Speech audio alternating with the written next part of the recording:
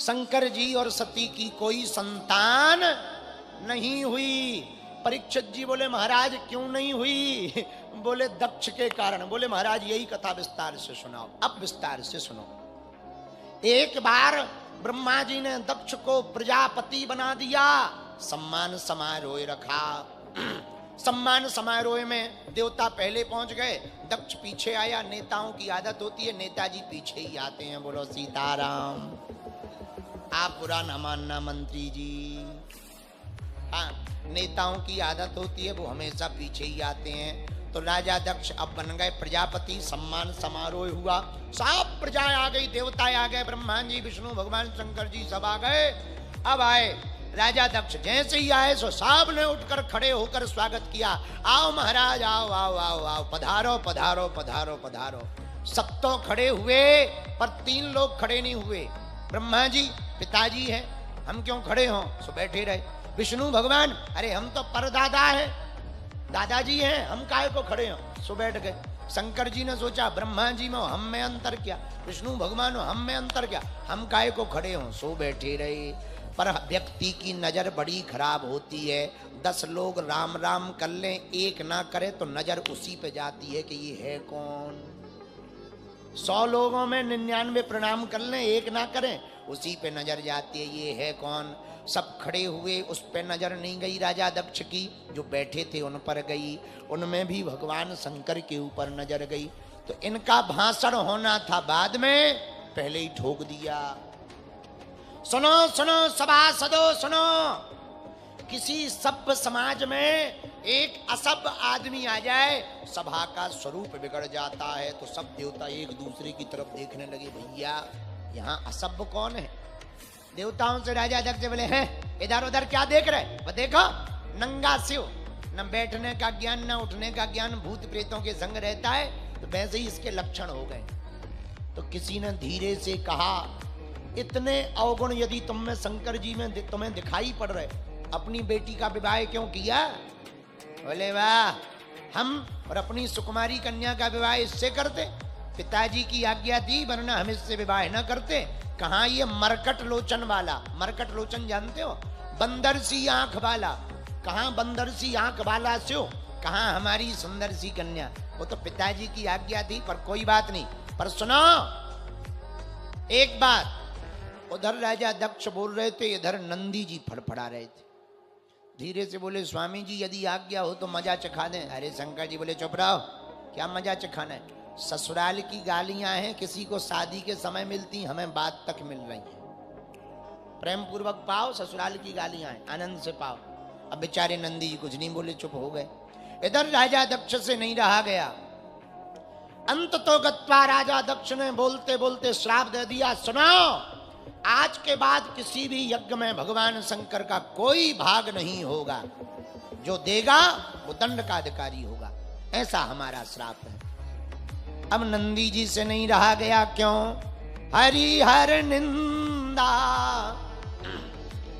हरि हर निंदा सुनये जो काना, ओ ही पाप गौघात समाना। जो भगवान विष्णु भगवान शिव की निंदा करेगा, कानों से सुनेगा, उसे गो हत्या बराबर पाप भोगना पड़ेगा। बोलो सीताराम, जोर से बोलो। साधु जी, साधु जी। जैसे ही श्राप दिया तो नंदी तमक कर उठ गए। ए दक्ष, जब से आया है बक बक बक बक कर रहा है, जाओ, हमारा भी श्राप है। क्या? तुम्हारा मुंह बकरी का हो जाए, तुम्हारा मुंह बकरी का लग जाए। तो वहीं दक्ष के बगल में भृगु जी बैठे थे, अपनी डांडी पर हाथ घुमा रहे थे। डांडी पर हाथ घुमाते हुए बोले, ए नंदी, तुम्हें क्या लेना देना, ये ससुर दामाद का मामला था, तुम क्यों बीच में बोले? जाओ, हम भी श्राप दे रहे, भगवान शंकर के जितने गण हैं सबके सब पाखंडी हो जाएं। नंदी ने कहा, हमको पाखंडी कहा, हम भी श्राप देते हैं। ए बाबा सुन, तुम्हारे जैसे जितने ब्राह्मण हैं ना, सब मांगने वाले चटुकार ब्राह्मण हो जाएं। हम ब्राह्मणों को तो उसी दिन से श्राप लग गई भैया, सब मांगने वाले हो जाएं। नंदी जी ने जितना कहा सो शंकर जी ने सोचा, बताओ आए तो थे सम्मान समारोह को, चल रहा है श्राप समारोह। यहाँ रहना उचित नहीं है, वापस जाओ। सोई वापस चले गए, नंदी को लिया, चलो भैया वापस चलो, हो गया चलो, ले गए। लेकिन सती जी को बात नहीं सुनाई, नहीं बताई। क्यों? यही धर्म होता है, कब बताना चाहिए कब नहीं बताना चाहिए। कुछ लोग बाहर का गुस्सा घर में निकालते हैं, घर का पूरा माहौल खराब हो जाता। बोलो सीताराम, जोर से बोलो।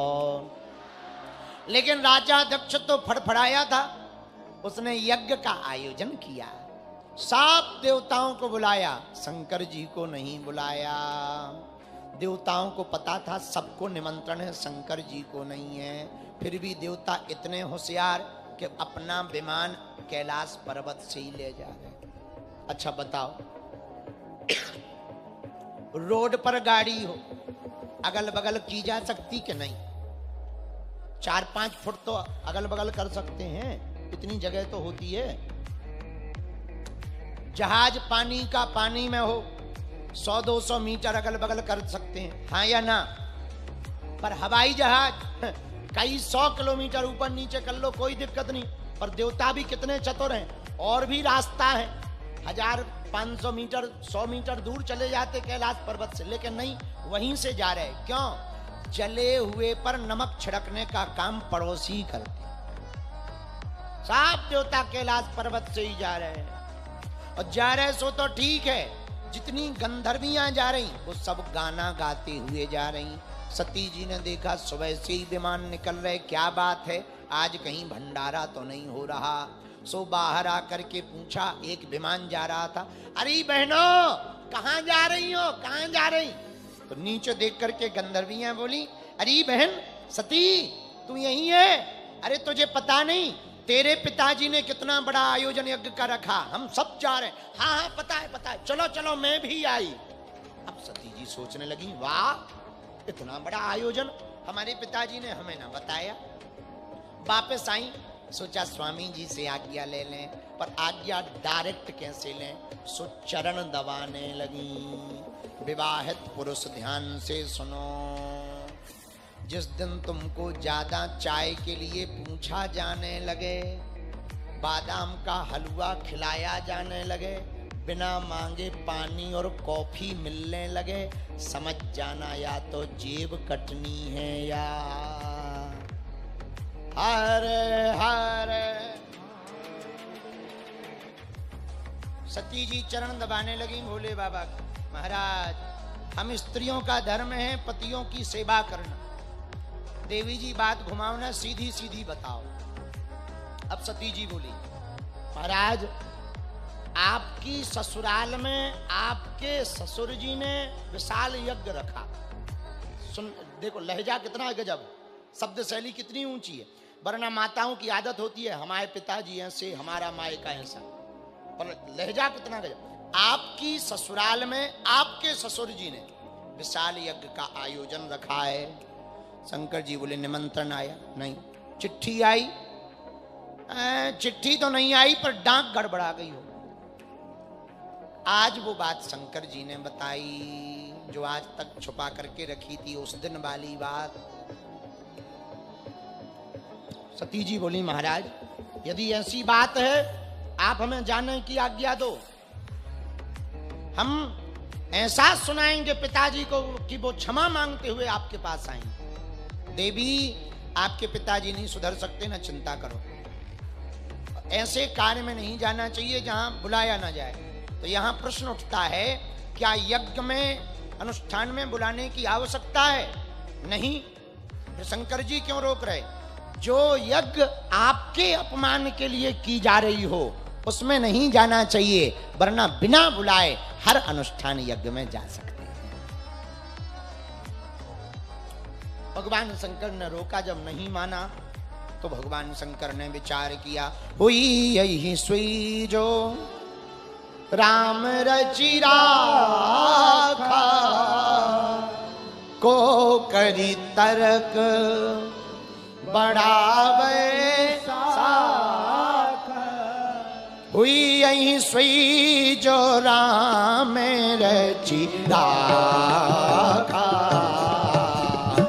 हुई यही सुई जो राम रचि राखा, को करी तर्क बढ़ावे साखा।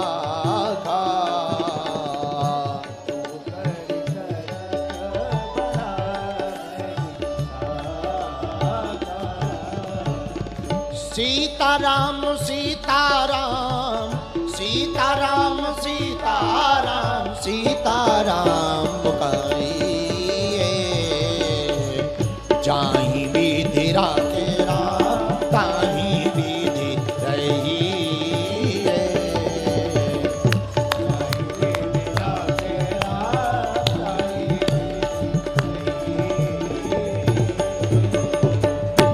रही मन धागा प्रेम का, मत तोड़ो चटकाए,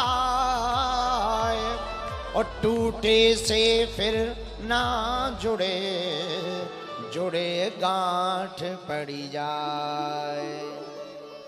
प्रेम का धागा टूट ना जाए, रिश्ता टूट ना जाए, भगवान शंकर ने रोका मत जाओ। जब नहीं मानी तो नंद जी को साथ में भेज दिया, जाओ हम तो नहीं जाएंगे पर तुम्हारे पित्र का घर है, जाओ। सती जी आई।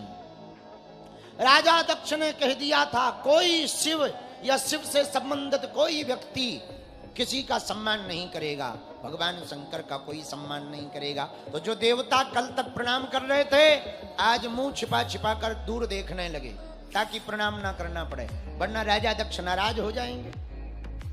बहनें भी मुस्कुराती हुई मिली, ठीक से नहीं मिली। सती के ना आने का किसी को दुख था तो मात्र एक को, केवल सती की माता को। भगिनी मिली बहु मुस्काता, सादर भलई मिली एक मात्र एक माँ प्रेम पूर्वक मिली। बेटी अभी तक नहीं आई। अच्छा सब आई हैं, सब बहनें आई, तू आ गई, बहुत अच्छा, आओ गले से लगाओ, एक लग जा बेटा। एक बात कहें, माँ तो माँ होती है, बेटा बेटी कितने भी विचित्र हों, बेटा बेटी कितनी भी गालियां बकलें, माँ के लिए तो आखिर बेटी बेटी होती है, बेटा बेटा होता है, माँ तो माँ होती है। इसलिए माँ का नाता बड़ा ऊंचा होता है। तुम कभी देखना कितना भी भला बुरा कह दो, कितनी भी माँ नाराज हो जाए, लेकिन वो रात को थाली लेकर आई, लो बेटा खा लो, भूखे ना रहो, लड़ाई तो होती रहती है, खा लो। पिता कितना भी नाराज हो जाए माँ तुरंत आड़े, कितनी भी बड़ी गलती पे बाप नाराज, माँ कहे कोई बात नहीं, बच्चा है मत मारो, छोड़ दो मत मारो, बिटिया है मत मारो। माँ तो माँ होती, बड़े भाग्यशाली होते हैं जिनकी माँ होती है। हम प्रार्थना करना चाहें दुनिया में तुम सबको रुलाना, पर कभी माँ बाप को मत रुलाना। माँ बाप धरती के भगवान है। हमारा निजी मानना है भगवान को तो देखा नहीं, पर माँ बाप को देखना ही भगवान को देखना है। और जिन्हें माँ बाप में भगवान नहीं दिखाई देते उन्हें भगवान में भी भगवान नहीं दिख सकते। मेरे पागलों, जिन्हें माँ बाप में भगवान नहीं दिखाई पड़े उन्हें भगवान में भी भगवान नहीं दिखाई पड़ेंगे। तुम लाख पूजा करो, करोड़ों दान करो, कितने भी मंदिर बनाओ, पर माँ बाप को यदि खुश ना कर पाओगे, रख पाओगे, तो तुम्हारी पूजा पाठ सब बेकार है।